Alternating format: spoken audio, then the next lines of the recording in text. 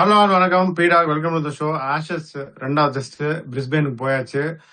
Pink ball test இதை பத்தி பேசுவோம். பேசுறதுக்கு முன்னாடி ஜெஃப்ரி பாய்காட் சொன்ன ஒரே ஒரு கோட்டை சொல்லிட்டு நான் ஆரம்பிக்கிறேன். All we are asking from England is to use their brains அப்படின்னு மட்டும் சொல்லியிருக்காரு ஜெஃப்ரி பாய்காட். அதாவது மூளைன்னு ஒண்ணு இருக்கு, கொஞ்சம் அதை உபயோகப்படுத்தி விளையாடுங்க அப்படின்னு ஜெஃப்ரி பாய்காட் மாதிரி ஒரு லெஜெண்ட் சொல்லியிருக்காரு. இது இப்ப நீங்க சொல்லுங்க, உங்களோட இனிஷியல் தாட்ஸ், நீங்க என்ன சொல்றீங்கன்றது சொல்லுங்க. அதாவது என்ன சொல்றது, நம்ம கிரிட்டிசைஸ் பண்ணுவோம். இது கொஞ்சம் ஹார்ஷ். இப்ப நான் என்ன சொல்றேன்னா, மூளை இல்லைன்னு இங்கிலாந்துக்கு சொல்ல மாட்டேன். இப்ப நீங்க சொல்லுவீங்க பாருங்களேன், ஒரு ஃபேமஸ் இது எல்லாரும் அதை சொல்ல ஆரம்பிச்சிட்டாங்க. இப்ப இளநிய வெட்டியே தீருவேன். இப்ப அவங்களுக்கு என்னன்னா, நான் இந்த மாதிரி ஒரு பேட்டர்ன்ல நான் கிரிக்கெட் ஆடுறேன், நான் இப்படித்தான் ஆடுவேன், நீ எனக்கு புத்தி சொல்லாத வெளியில இருந்து, நான் இப்படித்தான் ஆடுவேன், இஷ்டம் இருந்தா பாரு இல்ல பார்க்காத போயினே இரு. ஸோ அவங்களுக்கு மூளை இல்லை. பென் ஸ்டோக்ஸோடலாம் நான் ஒர்க் பண்ணியிருக்கேன். அவர் மூளை இல்லைன்னு சொன்னா சரி, அது அவரோட ஒப்பீனியனை, அதை நம்ம இது பண்ணக்கூடாது. இப்ப இவங்களோட ஒரே பிரச்சனை என்னன்னா, இப்ப அஸ்வினோட நான் ரிவ்யூ பண்ணும்போது தான் சொன்னாரு, ஏன்பா இவங்க தோக்குறாங்க, இந்த மாதிரி ஒரு டீமை வச்சுட்டு இப்படி தோக்குறாங்களேப்பா, ரீசன் என்ன, நான் இளநீ வெட்டியே தீருவேன். அதுதான் எனக்கு வெட்டவரிட்ட பிடிச்சது. சொன்னார் பாருங்க போன தடவை சன்ரைசர்ஸ்ல, conditions are king, we realized it later, but that is fine, that is not the end of the road, there is many more IPLs that is going to come back, will be a very different team when it comes to strategy. ஒரு லெவலுக்கு மேல நீங்க ஒரு approach அந்த proven approach இல்ல, ஒரே ஒரு சீசன்ல ஒரு அப்ரோச் உங்களுக்கு ஒர்க் ஆகுதுன்னா that's not a proven approach. இவங்க என்ன பண்ணாங்க, அந்த நியூசிலாந்து பாவம், நீங்க சொல்லுவீங்க பாருங்க புள்ளப்பூச்சின்னு சொல்லுவீங்க பாருங்க, ஒரு 350 60 ஓவர்ல சேஸ் பண்றது, இந்த பேட்ஸ்டோ ஒரு இடி இடிச்சாரு. உடனே என்ன பண்ணிட்டாங்க, there is no disrespect for New Zealand, New Zealand is a great side, எல்லாரோடையும் இந்த மாதிரி நடக்கும். நீ அகமதாபாத் டேர்னர்ல இந்தியால இந்த மாதிரி நடக்கும் நீ நினைச்சீங்கன்னா, you are just shooting your own feet. அதை அவங்க இது பண்ண மாட்டேன்றாங்க. இப்ப இந்த பிங்க் பாலுங்கும் போது இந்த டைனமிக்ஸ் கம்ப்ளீட்டா சேஞ்ச் ஆகும். இப்ப இந்த கடைசி 6 டெஸ்ட் மேட்ச்ல என்ன நடந்தது பாருங்க. 5 test match team batting second ஒன்னு. அந்த கடைசி டெஸ்ட் மேட்ச் இந்தியான்றது மழையில வந்துருச்சு, மழையில போயிடுச்சு அன்பார்ச்சுனேட்லி. இது எப்படி போயிருக்கு பாருங்க. Average first inning score 275. First டேல தான் உங்களுக்கு இந்த சீம் மட்டும் பயங்கர ஜாஸ்தியா இருக்கும். செகண்ட் இன்னிங்ஸ் பாருங்க, average score 387, third innings 276, fourth innings 271. அப்படின்னா உங்களுக்கு என்னன்னா போக போக போக குயிக் ஆயிட்டே போகும். இதைத்தான் ஆப்டர் ஸ்டேடியத்திலையும் நம்ம சொன்னோம். இப்ப இவங்க என்ன சொல்றாங்கன்னா, ஒரு 2 3 பேர் சொல்றாங்க எனக்கு, ஐயா நீங்க 5 நாளைக்கு நீங்க அனலைஸ் பண்றீங்க, நாங்க ஆடுறது 2 நாள். இப்போ 2 நாளுக்கு தகுந்த மாதிரி நீங்க கண்டிஷன்ஸ் என்ன பண்ணணும்னு சொல்லுங்க. நீங்க 5வது நாள் சொன்னீங்கன்னா அதுக்குள்ள நாங்க வேற இடத்துக்கு போயிட்டு கால்ஃபே ஆட ஆரம்பிச்சிட்டோம். நீ 5 நாள் டெஸ்ட் மேட்ச் அனலைஸ் பண்ணினா என்னடா பிரயோஜனம் உங்களோட எபிசோட பார்த்து அப்படின்னு ஒரு சிலர் சொன்னாங்க இங்கிலாந்துல இருந்து. சரி, அதுக்கு தகுந்த மாதிரி நம்ம அனலைஸ் பண்ணலாம் அப்படின்னு. Whatever it is, that is a great team. இங்க பாருங்க உங்களுக்கு என்ன இருக்குன்னு, highest first innings score 556 for Australia New Zealand 2015. Highest second innings score 580 all out Australia versus Pakistan. Highest third innings score தான் இந்தியா ஒரு இடி அடிச்சாங்க, ஒரு 480 அடிச்சு நொறுங்கினாங்க ஆஸ்திரேலியாவோட. Highest fourth innings score 450 Pakistan versus Australia 26. யோசிச்சு ஜெயிச்சிருப்பாங்க, 480 டார்கெட், ஜெயிக்கிற மாதிரி போயிட்டாங்க அந்த டெஸ்ட் மேட்ச் அவங்க. ஸோ அதுதான் பிரிஸ்பேனோட கண்டிஷன்ஸ். இன்னொன்னு சொல்றேன், இந்த பிங்க் பால் எப்படின்னா, முதல் 30 ஓவர்ல உங்களுக்கு அப்படி இப்படி அலையும், அதுக்கப்புறம் ஒண்ணுமே பண்ண முடியாது. நீங்க பெருசா ஸ்பின்னர்ஸும் இதுக்கு வரவே மாட்டாங்க. முதல்ல என்னாச்சு, இந்த பிளாக் சீம் இருந்ததுனால உங்களுக்கு இப்போ பர்டிகுலர்ல ரிஸ்ட் ஸ்பின்னர்ஸ் போடும்போது உங்களுக்கு ரீட் பண்ண முடியாது, எந்த பக்கம் பால் திரும்புது அப்படின்னு கையை வச்சு அதெல்லாம் பண்ணவே முடியாது நைட்டுன்றதுனால. அதனால ரிஸ்ட் ஸ்பின்னர்ஸ் கொஞ்சம் பெட்டரா வந்தாங்க, இப்ப அதையும் டீகோட் பண்ணிட்டாங்க. 30 ஓவர்ல நீங்க ஸ்ட்ரைக் பண்ணி, ஆனா இங்கிலாந்து சொல்ல, ஏன்டா நம்ம 30 ஓவர்ல மொத்தமே ஆடுறது, அதுக்கப்புறம் என்னடா உனக்கு பிரச்சனை அப்படின்னு. ஆன சீரியஸ் நோட்டு, 30 ஓவர்ல நீங்க tend as a bowling unit create பண்ணலன்னா லெதர் ரன் தான் நடக்கும் இங்க. இது ஒரு கன்வென்ஷனல் ரெட் பால் இருந்தா வேற மாதிரி போயிருக்கும் உங்களுக்கு. இந்த 6 டெஸ்ட் மேட்ச்ல விக்கெட் டேக்கன் சம்மரி பாருங்க. 81% சீமர்ஸ் எடுத்திருக்காங்க, 19% தான் ஸ்பின்னர்ஸ் எடுத்திருக்காங்க. அதுக்கப்புறம் team batting second half taken first innings lead உங்களுக்கு 5 அவுட் ஆஃப் 6 டைம்ஸ் எடுத்திருக்காங்க. வின் ஃபேக்டர் இங்கன்னா ஒரே ஒரு வின் ஃபேக்டர் தான். ஃபர்ஸ்ட் 30 ஓவர்ஸ் பேட்டிங் நீங்க எப்படி ஆடுறீங்கன்னு 2 விக்கெட் மேல நீங்க கொடுக்காம இருந்தீங்கன்னா எல்லா இன்னிங்ஸுக்கும் this is applicable. First day மட்டும் கொஞ்சம் எக்ஸ்ட்ரா ஜூஸ் இருக்கும் போலர்ஸுக்கு. அதுக்கப்புறம் செம்மாட பியூட்டிஃபுல்லா வர ஆரம்பிச்சிடும் பிச்சு. நீங்க என்னதான் பச்சை பிச்சு கொடுத்தீங்கனாலும் உங்களுக்கு நைட்ல இந்த பிங்க் பால்ல இந்த ஷைன் போச்சுன்னா ஒண்ணுமே பண்ண முடியாது. இங்க ஒரு ஸ்டாட்ஸ் கொடுக்குறேன் பாருங்க. இங்க வந்து Shane Warne is highest wicket டேக்கரிங்க. ஆனா Shane Warne has bowled 25 overs per innings. புரிஞ்சுக்கோங்க. அந்த மெக்ரா அந்த காலத்துல பிரெட்லி கில்லஸ்பி இருந்த போது ஷேன் வார்ன் ஒரு இன்னிங்ஸுக்கு 25 ஓவர் போட்டிருக்காரு. இப்ப 25 ஓவர் போடுற நெசசிட்டி உங்களுக்கு இருக்காது. நேதன் லயன் வந்து இங்க 52 விக்கெட் எடுத்திருக்காரு, 20 ஓவர் போட்டிருக்காரு நேதன் லயனு. இன்னொன்னு சொல்றேன், இப்ப இந்தியா 260 ஆல் அவுட் ஆனாங்க. கஷ்டப்பட்டு நிதிஷ் ரெட்டி அடிச்சாரு. அதுல நேதன் லயன் வந்து அந்த இன்னிங்ஸ்ல 23 ஓவர், ஒரு மெய்டன், 55 ரன், ஒரு விக்கெட்.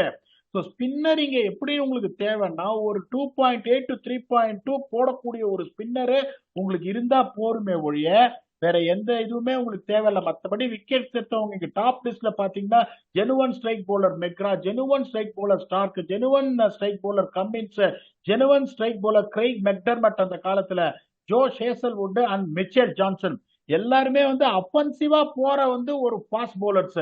அந்த மாதிரி ஒரு ஃபாஸ்ட் போலர்ஸ் ஸ்ட்ரைக் பண்றவங்க 30 ஓவர்ல உங்களுக்கு வேணும். அதுக்கப்புறம் யார் நிறைய ரன் அடிச்சிருக்காங்கன்னு பாத்தீங்கன்னா ரிக்கி பாண்டிங் 64 ஸ்ட்ரைக் ரேட்ல ஆடி இருக்காரு.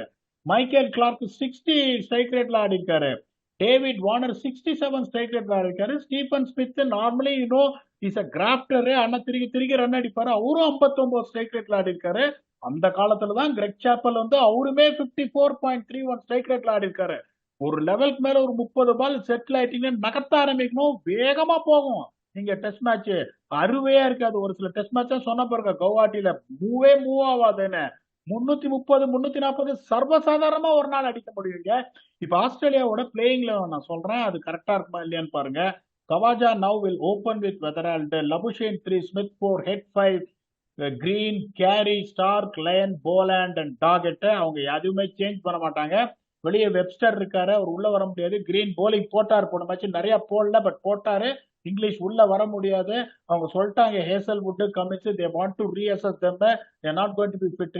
நீசர் வெளியில இருக்காரு, டாகெட் நல்லா போட்டாரு, அதனால நீசர் வெளியே தான் இருப்பாரு. இதுதான் பிளேயிங் லெவல், இந்த பேட்டிங் ஆர்டர் நான் நினைக்கிறேன். ஏதாவது சேஞ்சஸ் இருக்கும்னு நீங்க நினைக்கிறீங்களா? இல்ல பீடா, அதேதான். அவங்க கமெண்ட்ஸ் எதுலயே ரஷ் பண்ண போறது இல்ல, இவங்களை வச்சு ஜெயிக்கிறாங்க கம்ஃபர்டபுளா. நேதன் லைன் வந்து கேரிங் அண்ட் நிகில், பட் அவர் போய் ஆடிடுவாருன்னு தான் நினைக்கிறேன். அதோட மைனர் தான், but he is going to play with niggle, அது sure. Hope it doesn't aggravate. மத்தபடி அதே டீம் தான், நீங்க சொல்ற டீம் தான். இங்கிலாந்து சொல்லுங்க, உட் நீ இன்ஜுரின்னு நினைக்கிறேன். உட்டு அவங்க வந்துட்டு தேவர் ஆல்வேஸ் ஆன் திங் வேர் ஒரு ஸ்பின்னரை எடுத்துட்டு வரணும். இந்த மாதிரி ஒரு பிச்சில் பென் ஸ்டோக்ஸ் பயங்கரமா போடுறாரு, எஸ்பெஷலி பிங்க் பால் வேற இல்ல. அப்படிங்கும் போது இவங்க எப்படி யோசிப்பாங்க அப்படின்னு நான் சொல்றேன். Crawley no matter what opening ஆடுவாரு. Crawley and Duckett, Pope at 3, Root at 4, Brook at 5, 6 is going to be Ben Stokes, 7 is going to be Will Jacks, 8 is going to be Jimmy Smith, 9 is going to be Cars, 10 Atkinson and Jofra Archer. இப்படிதான் இவங்க போவாங்க. இவங்க என்ன பண்ணுவாங்க, இந்த pink ball spinners என்ன change உட்டுக்கு பதிலா யார் கொண்டு வந்தீங்க நீங்க? Will Jacks. அதான் நான் நினைக்கிறேன். சோ இப்ப உங்களுக்கு என்ன ஆகுதுன்னா, இந்த பேட்டிங்ல என்னப்ப அதை தவிர உங்களுக்கு ஆர்ச்சர் குயிக்கா போட்டார் போன மேட்ச், கார்ஸ் குயிக்கா போட்டாரு, அட்கின்சன் குயிக்கா போட்டாரு, ஸ்டோக்ஸ் குயிக்கா போட்டாரு. அதை தவிர உங்களுக்கு ஜாக்ஸையும் ரூட்டையும் வச்சு நீங்க அவருக்கு 8 ஓவர் இவருக்கு 8 ஓவர் ஃபீல்ட்ல ஸ்ப்ரெட் பண்ணி விட்டீங்கன்னா இந்த பேட்டிங்ல எனக்கு எப்படி இருக்குன்னு நீங்க சொல்லுங்க. Crawley, Duckett, Pope, Root, Brook, Stokes, Smith, Jacks, Carse, Atkinson, Archer. Archer ஆடுவார் பேட்டிங், ஆர்ச்சரால 20 ரன் அடிக்க முடியும். இப்ப அவங்க எப்படி யோசிப்பாங்கன்னா ஃபுல் ஸ்ட்ரென்தன் பண்ணிடுறான் பேட்டிங்க. டெஸ்ட் மேட்ச் வேகமா போகும், 5 நாள் போகும். I want to make sure I put volume of runs on the board to defeat Australia அப்படின்ற ரூட் அவங்க எடுப்பாங்கன்னு நினைக்கிறேன். இல்ல பேடா, எனக்கு தெரிஞ்சு வில் ஜாக்ஸுக்கு பதிலா வந்து ஜார்ஜ் டங்க கொண்டு வருவாங்க. டங் எடுக்க மாட்டாங்க அவங்க. வில் ஜாக்ஸ் பதிலா எடுக்கணும்னா பஷீர் தான் எடுக்கணும். பட் ஜாக்ஸ் எடுத்தாதான் நீங்க சொல்ற மாதிரி அட்லீஸ்ட் இந்த டிபார்ட்மெண்ட் நல்லாவே ஸ்ட்ராங் ஆயிரும். அவரு ஒரு கேம் சேஞ்சர். ஜாக்ஸ் உள்ள ஆடினா அடிச்சிருவாரு. அதனால அவங்க ஜாக்ஸ் தான் எடுக்கணும். அதுதான் ரைட் கால் நினைக்கிறேன் இந்த பிச்சில், எஸ்பெஷலி வித் வுட் அவுட். அததான் போகணும் உங்களுக்கு. அதே மாதிரி இப்ப இந்த வின் ஃபேக்டர்னு சொல்லிட்டோம். அந்த ஃபர்ஸ்ட் 30 ஓவர்ல எப்படி ஆடுறதுன்னு இங்கிலாந்து வந்து அன்பார்ச்சுனேட்லி என்ன சொல்றது, நம்ம நெட்ரிகன் திருப்பணும் குற்றம் 0-1 தான் ஸ்டார்ட் பண்ணுவாங்க இங்கிலாந்து. அது நான் என்ன ரீசன் அப்படின்னு நான் சொல்ல வரல. Root is big time due. அவரோட ஈகோவை ரொம்ப இதுவா டச் பண்ணிருக்காங்க. Let us be very honest here. One of the greatest Root. அந்த ஒரு மேட்ச் அவர் அடிக்கலன்னு ஒண்ணு ஏற்கனவே நிறைய ஃபார்மர் ஆஸ்திரேலியன்ஸ்ல இங்க வந்து நீ அடிக்க சொல்லிடி, அங்க நீ இங்கிலாந்து பிளாட் பிச்சில் ரன் அடிச்சு நீ கோட்டுலாம் சொல்லாத அப்படின்லாம் சொல்லிருக்காங்க. என்ன பொறுத்த வரைக்கும் ரூட் கோட்டு தான். இது எந்த சந்தேகம் சப்பான்டே அவர் அடிச்சிருக்காரு. Root is very hungry. So அங்க பாத்தீங்கன்னா இப்ப இவங்க இவ்வளவு தூரம் சொல்றாங்க, அங்க ஆட்டம் காமிட்டு இருக்கிற கவாஜா ஒரு டெஸ்ட் மேட்ச் ஆடின வெதரால்டு, இன்னும் கான்பிடன்ஸ் சரியா வராத மார்னாஸ்ல புஷேன்னு அவர் ஹெட் வந்து அந்த மாதிரி ஆடி ஒரு இன்னிங்ஸ் சேஞ்ச் பண்ணிட்டாரு. I don't see Head opening the batting. Head batting open பண்ணார்னா the right thing for them to do is to warm Khawaja the bench and get Beau Webster in. அவரு ஒரு irritating 40 run player. அதை பண்ண மாட்டாங்க. ஏன்னா வந்து இப்போ Australian media எல்லாம் பயங்கர செம்ம நிக்ல இருக்காரு நெட்ஸ்ல, கவாஜா பயங்கரமா ஆடினாரு, கிரேட் ஒர்க் அவுட் இருக்காங்க. ஸோ இதுதான் இருக்கும் இந்த ஃபர்ஸ்ட் 30 ஓவர்ஸ் ஸ்ட்ரைக்கு. அதுக்கப்புறம் பேட்டிங் டெப்த் இருக்கிற டீம். ஏண்டா டேய், இந்த அளவுக்கு நீ வந்து அவங்கள இது பண்ணி வறுத்து எடுத்துட்டு கிரிட்டிசைஸ் பண்ணி எட்ஜ் அவங்களுக்கு கொடுக்கடா முட்டாள் அப்படின்னு நீங்க கேட்கலாம். அதாவது போன இதுலயும் பாத்தீங்கன்னா based on the conditions, based on the resources, how match will ப்ரோக்ரஸ்னு வச்சு இங்கிலாந்துக்கு எட்ஜ் கொடுத்தோம், தோத்தாங்க. Australia walloped them in one session, to be honest with you. That doesn't take anything away from England with their team combination, with Will Jacks expected to get in with the proper bowling combination and also the batting depth until 11 will still have a edge of 52-48 என்ற வாங்க பிட comedy பண்ணின. Australia 2 England 0ன்றீங்களா? நான் இந்த வாட்டி Australia சொல்லலாம்னு நினைக்கிறேன் பீடா. இவங்களை நம்பி நான் போன தடவை சொன்ன நல்ல டீம் தான் இல்லைன்னு சொல்லல. ஆனாலும் இப்படி வந்து அதான் அவர் சொல்லிட்டாரு, இவங்க கொஞ்சம் அப்ளை பண்ணணும். அது நம்ம டீசெண்டா சொல்றோம், அப்ளை பண்ணி விளையாடணும் அப்படின்னு இதான் சொல்லிட்டாரு அவர் குரூடா. இன்னும் ஒரு மேட்ச், இந்த மேட்ச் நல்லா விளையாண்டாங்கன்னா வேணா அடுத்த மேட்ச் சொல்றேன் பீடா. இப்போதைக்கு எனக்கு என்னமோ ஆஸ்திரேலியா தான் ஜெயிக்கும்னு தோணுது. நீங்க இங்கிலாண்டே இன்னும் நீங்க வந்து you have your reasons, but உங்களை வந்து அவங்க ஒரு தடவை ஏமாத்திட்டு இருக்காங்க. இந்த வாட்டியாவது உங்க நம்பிக்கையை காப்பாத்துவாங்களான்னு பார்ப்போம். கேம் சேஞ்சர்ஸ் யார் இருக்க போறாங்க? ஸோ இப்போ இந்த கண்டிஷன் சொல்லிட்டேன் உங்களுக்கு. ஸோ எப்படி போகும் என்ன ஏது அப்படின்னு. அகெயின் இந்த மாதிரி ஒரு பிச்சு 30 ஓவருக்கு அப்புறம் it will become difficult to pick விக்கெட்ஸுக்கும் போது the man the golden arm அப்படின்னா அது ஸ்டோக்ஸ் தான். அதுல எந்த சந்தேகமும் கிடையாது. போன தடவை ஒரு விக்கெட் எடுத்தாரு. So I expect him to bowl more overs. Jacks expected to come 4 front line fast போலர்ஸ்ன்றதுனால ஜோஃப்ரா ஆர்ச்சர்லாம் அவ்வளவு தூரம் காலை உடைக்க மாட்டாங்க. இந்த மாதிரி 4 ஓவரோட ஜோஃப்ரா ஆர்ச்சர் பஸ்ட்டை கொண்டு வரவங்களே ஒழிய உங்களுக்கு Carse and Stokes is going to really share the work லோட்ன்றதுனால விக்கெட் எடுக்கிறதுக்கான சான்சஸ் நிறைய இருக்கு. Ben Stokes is Ben Stokes as a batsman. He can come good at any time. So I'm picking Ben Stokes. போன தடையும் Steve Smith தான் எடுத்தேன், இந்த தடையும் ஸ்டீவ் ஸ்மித் தான் எடுக்கிறேன். இந்த கிரவுண்ட்ல ஒரு நிறைய அடிச்சிருக்காரு. என்னோட game changes for England Ben Stokes and Australia Stephen Smith. இப்ப நீங்க சொல்லுங்க. ஸ்டார்க் எடுத்தீங்க போன தடவை, அள்ளி கொடுத்துட்டாரு, திருப்பியும் எடுக்க போறீங்களா? இல்ல, நான் இந்த வாட்டி வந்து ஸ்டார்க் எடுக்கலாம், கண்டிப்பா எடுப்பேன். ரூட் அடிச்சிருவாருன்னு தோணுது எனக்கு இந்த வாட்டி. ஸோ அதனால ரூட்டை எடுத்துருவேன், திருப்பியும் ஸ்டார்க் எடுப்பேன். அவர் இருக்க ஃபார்முக்கு நம்ம ஸ்டார்க்கையும் விட முடியாது. ஸோ இந்த சைடு வந்து ஸ்டார்க்கு, அந்த சைடு வந்து ரூட். இதுதான் என்னுடைய பிக் வீடர். பாப்பா என்ன ஆகுதுன்னு. நீங்க சொல்ற மாதிரி இங்கிலாந்து உங்க நம்பிக்கையை காப்பாத்துறாங்களா இல்லையா அப்படின்னு அப்படியே உங்க ஃபைனல் தாட் சொல்லுங்க. ஃபைனலி நீங்க எப்படி யோசிக்கணும்னா, இந்த கண்டிஷன்ஸுக்கு டீம் காம்பினேஷன் இங்கேயும் போயிட்டு நான் 2 நாள் தான் ஆடுவேன் அப்படின்னு சொன்னா ஒண்ணுமே பண்ண முடியாது. இப்ப நான் வந்து உங்களை கேட்கறேன், நீங்க இந்த அவங்க ஆடின கிரிக்கெட்டை பார்த்துட்டு they didn't apply themselves, they don't want to change their pattern and style of play. நான் ஆஸ்திரேலியா சொல்றேன், ஆஸ்திரேலியா மோர் ப்ரொஃபஷனல் அப்ரோச். நீங்க ஆஸ்திரேலியாவை இது பண்றீங்க. இதுவே போன டெஸ்ட் மேட்ச் ஒருவேளை இங்கிலாந்து டாமினேட் பண்ணி ஒரு டிரா ஆனா கூட there is a chance that you might put your money on England, but unfortunately England is not giving anyone a chance to back them. என்ன பொறுத்த வரைக்கும் இந்த டீம் கடவுட்கஜன் டீம். திருப்பி சொல்றேன், போன தடவை நம்ம பிரிவியூல சொன்னது, ஸ்டார்க்கோட ஒரு நியூ பால் ஸ்பெல்ல பாருங்க. நியூ பாலுக்குள்ள நான் நியூ பால்ல ஆல் அவுட்டே ஆயிடுறேன்றான், அப்புறம் நியூ பால் ஸ்பெல்ல எங்க பாக்குறது? இப்ப நான் உங்களை ஒரே ஒரு கேள்வி கேட்கிறேன். Okay, Boland is a very good bowler. Okay, Starc is world class.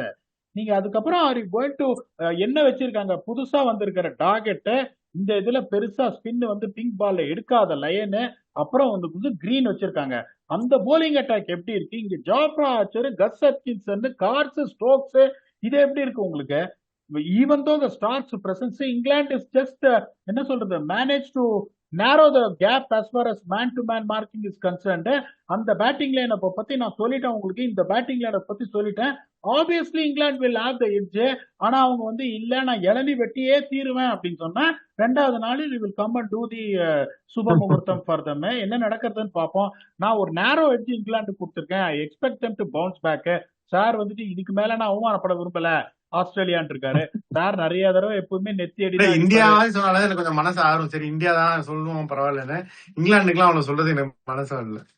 இல்ல ஒரு லெவலுக்கு மேல நீங்க அந்த ஏன் வந்து ஜெப்ரி பாய்காட் சார் வந்து சொன்னதை நீங்க படிச்சு காட்டினீங்கன்னா, உலகமே சொல்லுது இத.